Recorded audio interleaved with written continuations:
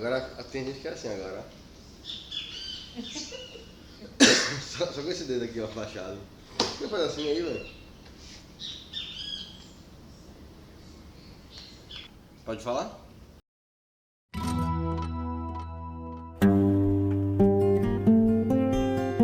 A minha intenção não é falar novamente pelas minorias sociais.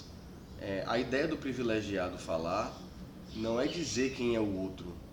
Eu acho que esse foi o grande erro que os discursos dominantes e oficiais tentaram fazer, mesmo quando buscavam fazer revolução, por exemplo, como o Cinema Novo.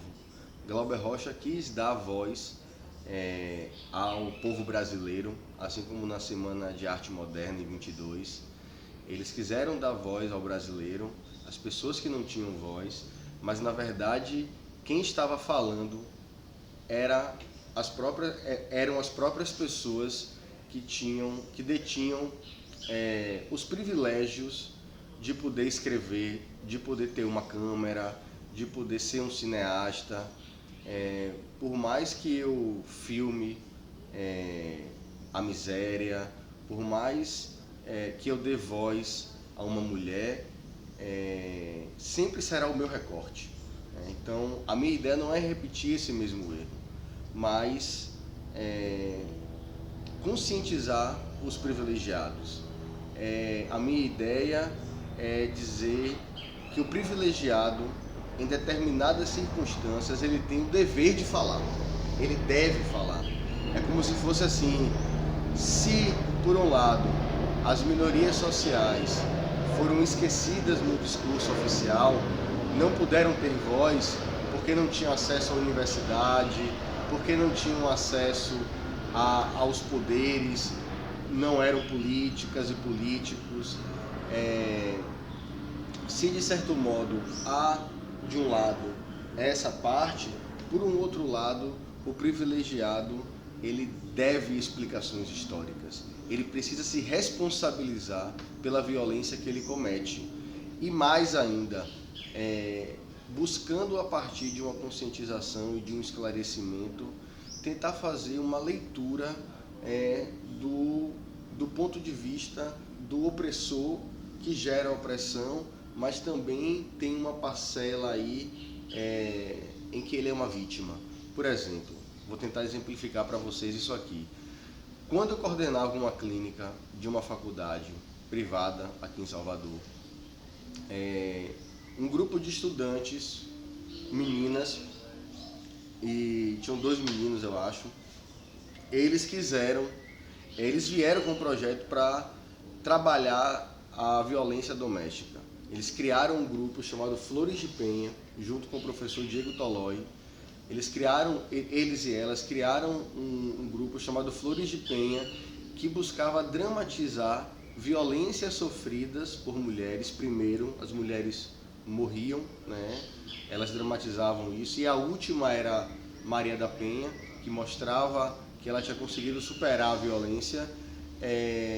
E depois esse projeto foi evoluindo, vamos dizer assim, começaram a vir histórias que deram certo. As meninas foram apresentar esse projeto em várias casas legislativas de Salvador e de fora do estado.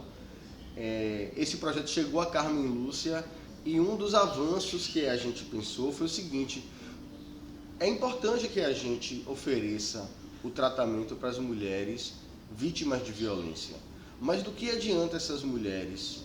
Quer dizer, seria incompleto o trabalho dessas mulheres serem atendidas e depois elas retornarem para um ambiente agressor.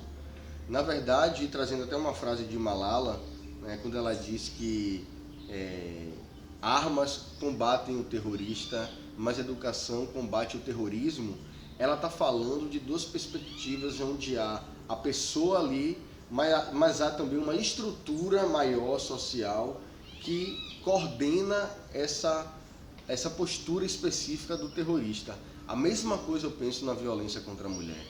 O homem está ali agredindo, mas há uma parcela estrutural que faz com que ele seja o agressor, que vem do machismo.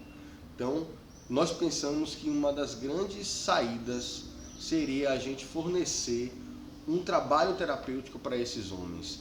Porque, gente, o feminismo, ele não busca só a liberdade da mulher, né? Eu acho que o projeto é muito maior.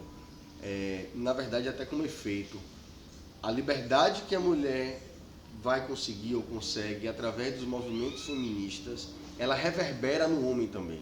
Porque o homem é obrigado a modificar a maneira que ele via não só o seu relacionamento com a mulher, mas o relacionamento dele com o todo, com ele mesmo, com o mundo, com os objetos, com tudo que está em seu entorno.